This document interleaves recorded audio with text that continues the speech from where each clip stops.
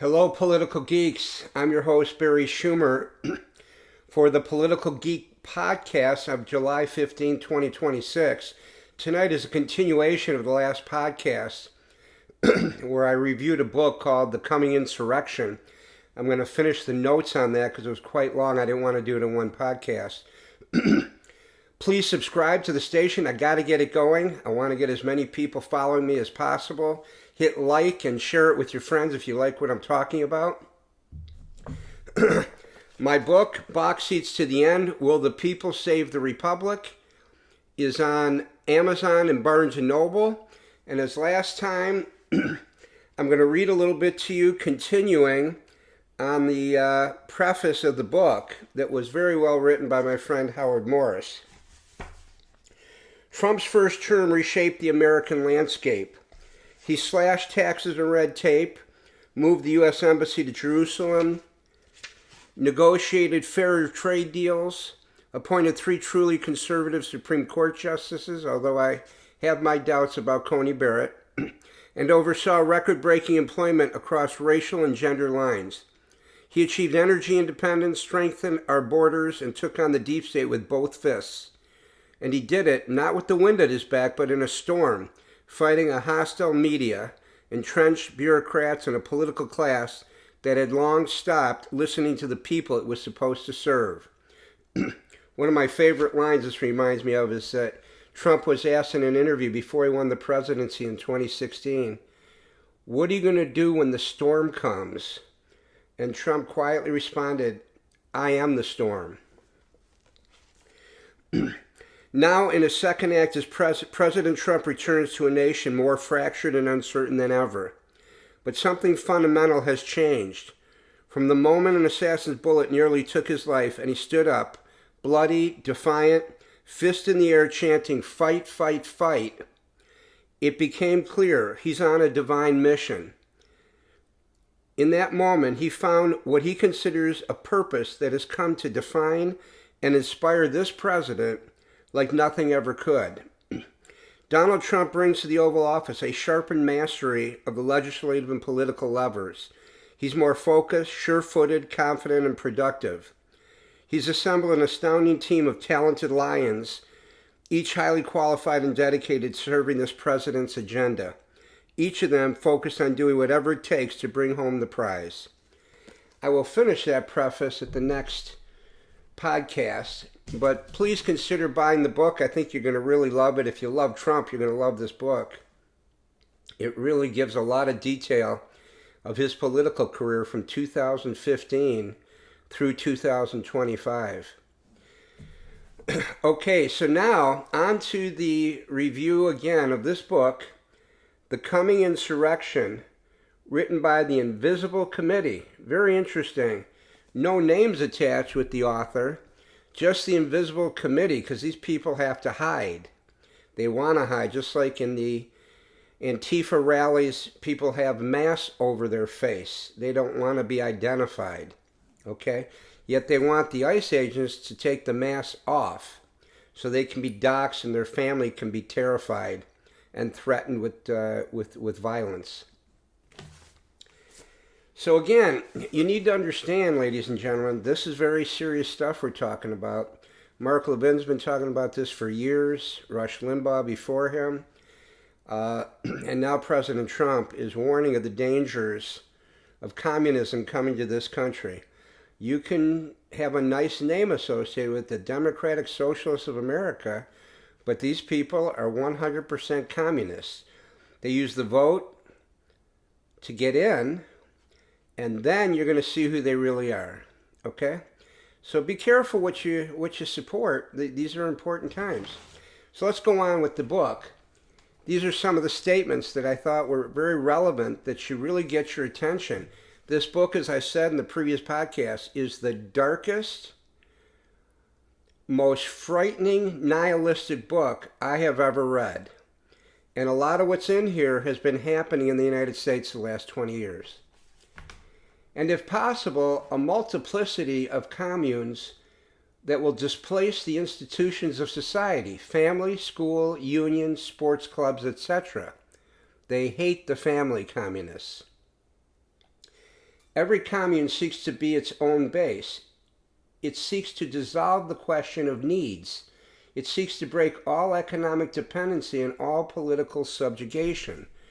What it really does is helps you get things from other people. Okay? Okay. Get organized in order to no longer have to work. Boy, work is such a terrible thing. It's just a nightmare, isn't it? To have to work 30 to 40 hours to be able to pay rent and get food and have a car. Just a complete nightmare to these people. Are they really that lazy? I guess they might be. They might be. We know that individuals are possessed of so little life that they have to earn a living to sell their time in exchange for a modicum of social existence. Well, anybody working 30 to 40 hours still has some time for their lives. In the evenings, the weekends, they get some vacation time. I don't know what these people are talking about, but again, everything they describe is that they hate themselves, they hate their lives, they hate society, they have no hope for the future, and they want to take out their anger on the United States and Western civilization. There are plenty of hustles. Aside from welfare, disability money, accumulated student aid, subsidies drawn off fictitious childbirths, all kinds of trafficking. Boy, these sounds like really nice people, right? They just sound like great people.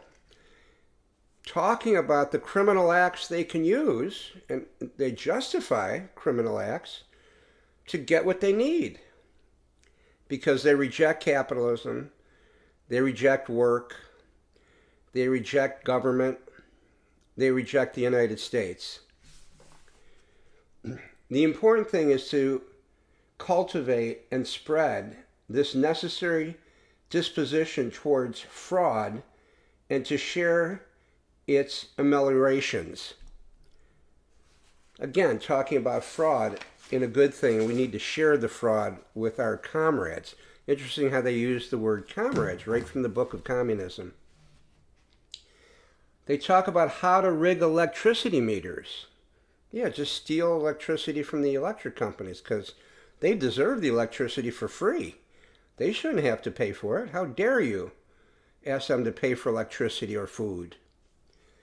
Nothing less than total freedom from state control, or else total submission to it. Yet when they talk about wanting to burn down the government, get rid of the police, injure the police, so they can just live in their communes, they completely ignore the fact that the government, state and federal, provide a lot of safety nets for a lot of these people if they're having trouble finding work or just preferring not to work. And once the government's gone, what are they going to do? Those safety nets will be gone also. There'll be no tax base, no military, no nothing. We don't just want to occupy the territory, we want to be the territory. Does that remind you of Seattle back in the summer of love in 2020? Occupy Wall Street. These are the same things we've been seeing in the United States for the last 10 to 20 years. The inevitability of abandonment and welcoming comrades. We can't help but delight in the fits of anger and disorder whenever they erupt. They love to cause chaos in society, and they love to see the capitalist, middle-class people just get angry and upset. Well, we don't like our world being destroyed like that. Effective guerrilla warfare that restores us to our unmanageability, our primordial unruliness. They sound like animals, don't they? Sabotage, a minimum of risk in taking action, a minimum of time because they're lazy, and maximum damage. That's the theory. Perhaps in the misery of the present, fucking it all up will serve not without reason as the last collective seduction. Very philosophical. Very utopian-like. Why there is such joy in being nobody. Isn't that interesting? Why there's such joy in being nobody. They feel like nobody. They have no identity, no hope for the future. These are people that just hate life and hate others. We expect a surge in police work being done by the population itself, from snitching to participating in citizen militias. Equip ourselves with better resources to unmask plainclothes officers, chase them off, and if need be, snatch back those they're trying to arrest. Well, that's what's been going on with ICE now for quite a while. The Paris Commune found a partial solution to the keeping of records. They burned down City Hall. Wow, when have we seen that? Let's go back to the summer of love of 2020 when all kinds of federal buildings and court buildings and police stations were burned to the ground. Right from the coming insurrection in Europe from 2009. A band of brothers and sisters bound for life. Isn't that beautiful? They now finally feel part of a family. A commune considers money as something foolish and out of place. The reign of money is always the reign of control. Well, interesting. Very interesting. We have found that socialism and communism has not worked, and they want to go back to it. Algerian youth in 2001, Kabylia, took over the entire territory, attacking police stations, courthouses, and every representation of the state, compelling the unilateral retreat of the forces of order and physically preventing elections. That's what they want to do now. Who knows what's going to happen between now and November with the midterms, and watch what happens in 2028. Threatening to paralyze the entire country. Insurgents occupied public buildings. In some corners, in some communes, the mayors are kicked out. They just removed them from office. Only 300 people were needed to shut down the main road for hours and cause a 40-kilometer backup. Oh, they're so excited about that. They can finally feel like somebody important. It's not about demands for social change, but with individuals declaring war on the Republic. This is a constant theme. War on the Republic, war on the government, war on the police. Local police stations where windows were broken and there were burnt out cop cars. Does that sound familiar in the last 10 years in the United States? Okay. Harassing the police means that by forcing them to be everywhere, they can no longer be effective anywhere. November 21, 2006 in Paris, attacked riot police with hammers and injured 15 of them. Oh, that must have been a big celebration that night, using hammers on policemen. The question of pacifism is serious only for those who have the ability to open fire. It is important to invest as little pathos as possible in overthrowing the authorities. So if some of the authorities have to be killed, don't feel bad about it. They deserved it. Rage streaks across the desert of fake abundance, then vanishes. All power to the communes. A company manager is inspired to blow away a handful of his colleagues in the middle of a meeting. Those are interesting statements from that book, right? And this is who we want to put in power in the United States. What's happened in New York and Colorado and different places in the country, they want to put these communists in the seats of Congress. Now, ultimately, they're not going to have much power, a handful of them. But we'll see, the most powerful communist in the country is Mayor Mondami of New York. Let's see how things go there for the next few years. There's already a lot of complaints that things are not going so well in New York.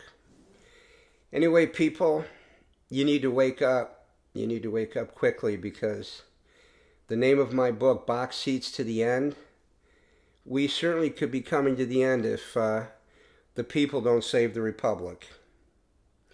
I'll see you next time.